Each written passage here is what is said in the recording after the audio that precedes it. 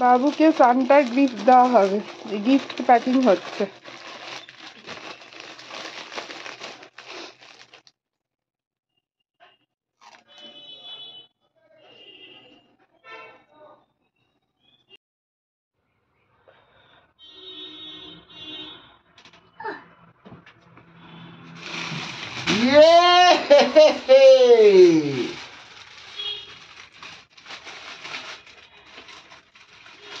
खोल खोल पैकेटটা खोल। এ দারুন দারুন দারুন, কেমন হয়েছে?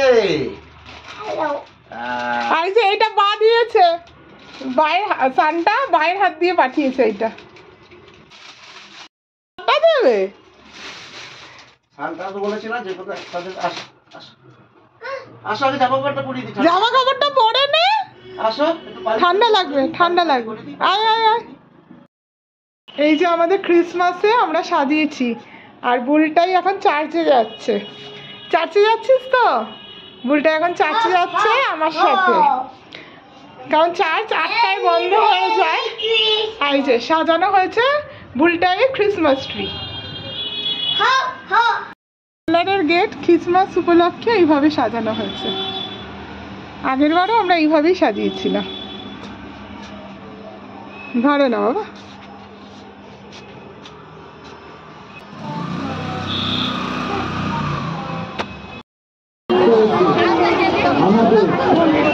আমাদের থাকার সমস্ত বন্দোবস্ত করেছে, খাওয়া দাওয়া থেকে আরম্ভ করে সব কিছু গাছ দিয়েছে। রোগ হলে ওষুধ গাছ, কি নেই গাছ আমাদের দেয়নি। সেই গাছ হচ্ছে আমাদের পূর্বপুরুষ, গাছ খেয়ে আমরা বড় হয়েছি। গ্রন্থ যেখানে এই কথাগুলো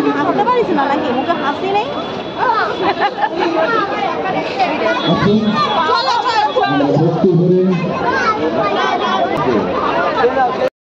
কোথায় কুইন অফ পিস চার্চে, কুইন অফ পিস চার্চের পক্ষ থেকে সামনে দেখা বাবা, সামনে দেখা। ওই যে টিস্যু দেখেছিস?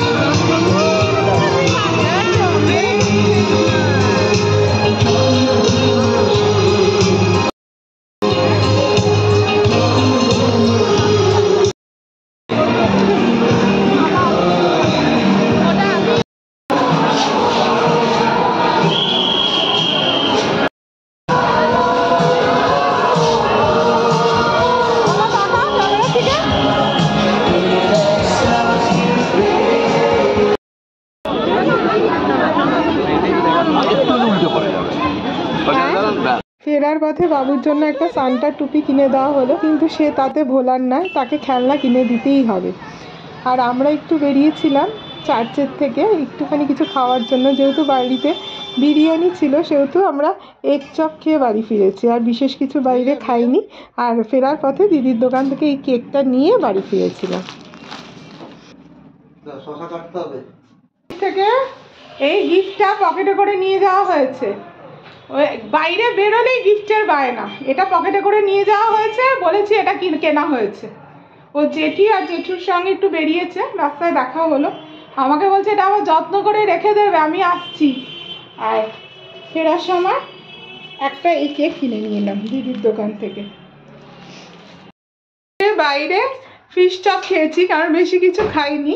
কারণ হচ্ছে আগের দিনের বিরিয়ানিটা ছিল, এটা বাবুর জন্য মাছের ঝোল, ও বিরিয়ানি খাবে না, আর আমাদের বিরিয়ানিটা এখন গরম করা হবে, আর সাথে রায়তা। ওই জন্য আজকে বাইরে কিছু খাইনি, যেহেতু ঘরে বিরিয়ানি আছে। আজকে শুধু ফিশ চপ করেছি। আজকের ব্লগ এই পর্যন্তই। Merry Christmas.